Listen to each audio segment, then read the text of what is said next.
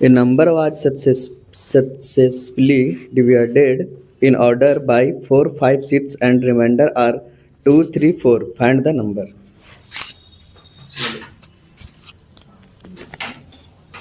देखो इसका question successive division पे है। ये है ना 4 नंबर ना। क्वेश्चन क्या है, लिख देते हैं हम क्वेश्चन को।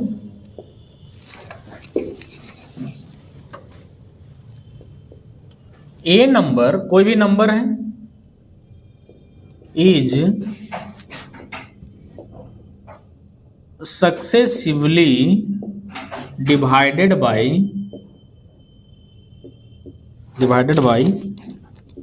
4, 5, 6 एंड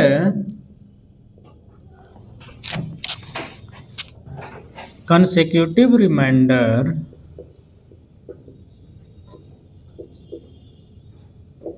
remainders are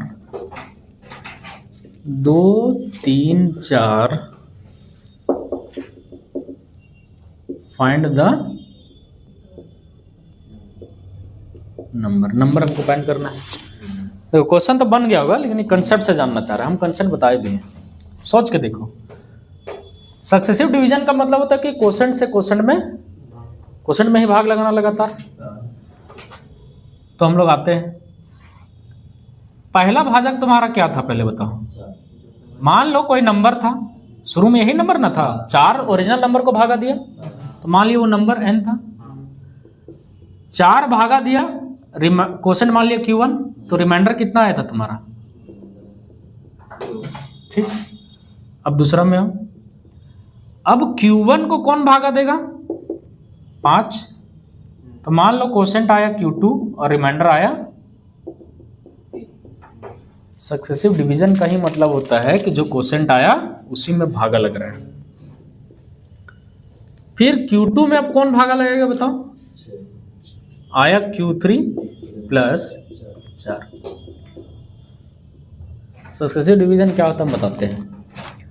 मान लो एक नंबर है 37, इसको तुम कितना से भागा लगाया, मान लेते हैं 8 से भागा लगाया, 8 चक्का रिमाइंडर आया 5। अब 4 को भागा लगाना है, मान लो कोई संख्या है 3 एकम रिमाइंडर आया 1।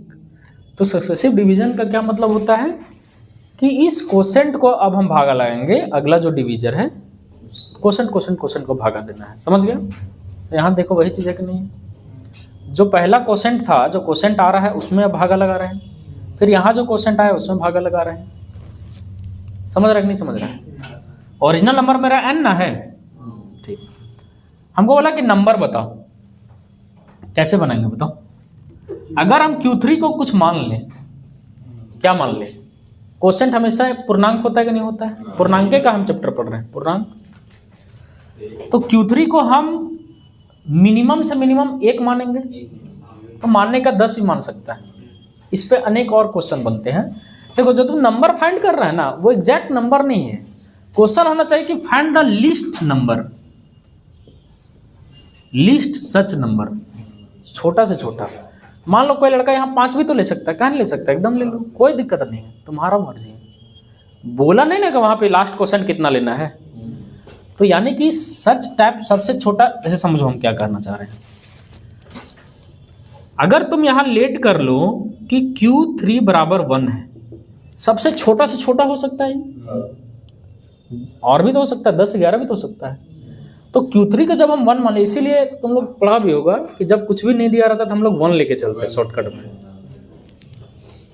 तो Q2 कितना हो जाएगा, अगर हम Q3 मान लिए तो Q2 निकल गया हमारा, बताओ जल्दी, 10, 6 कम 6 प्लस 4। अभी तुम समझना स्टेप को, हम इधर शॉर्टकट भी लिखते जाते हैं तब तुमको ज़्यादा समझ में आएगा। देखो शॉर्टकट में क्या करना है कि यहाँ डिवीजर लिखना है, यहाँ क्या करना है, डिवीजर लिखो 4, 5, 6 और यहाँ रिमाइंडर लिखो। रिमाइंडर कितना था, 2। तो कुछ नहीं बोला था, तो क्वोशेंट हम लोग कितना ले रहे हैं बता तो, 1। अब कैसे बढ़ रहा है सीरीज उसको समझो। पहले 1 को हम गुना किए कि नहीं किए 6 से, तो हम लिखते थे कि इसको गुना 1 करना है, तो 6 कम 6, फिर नीचे जब जा रहे हैं तो जोड़ रहे हैं कि नहीं जोड़ रहे हैं? बताओ, तुम ही लोग बताओ, नीचे जुड़ रहा है कि नहीं जुड़ रहा है? यानी जब हम नीचे आ रहे हैं तो प्लस होता था, इधर जा रहे हैं तो गुना होता था, इधर जा रहे हैं तो बताते शॉर्टकट। तो एग्जाम में तो शॉर्टकट ना बनाएंगे, इस समझने के लिए पूछा कि कंसेप्ट हम बताएं भी पहले। तो हुआ क्या, 6 कम 6, फिर 4 जुड़ गया 10।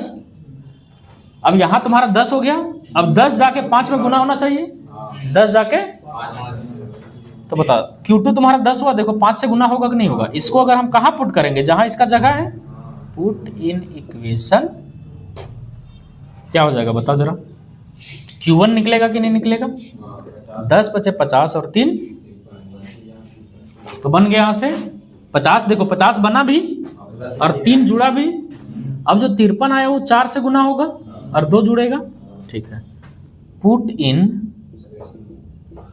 इक्वेशन 1 ना, 1 कर दिए। तो 1 में पुट करेंगे तो विच इंप्लाय जो नंबर था वो निकल गया कि नहीं निकला?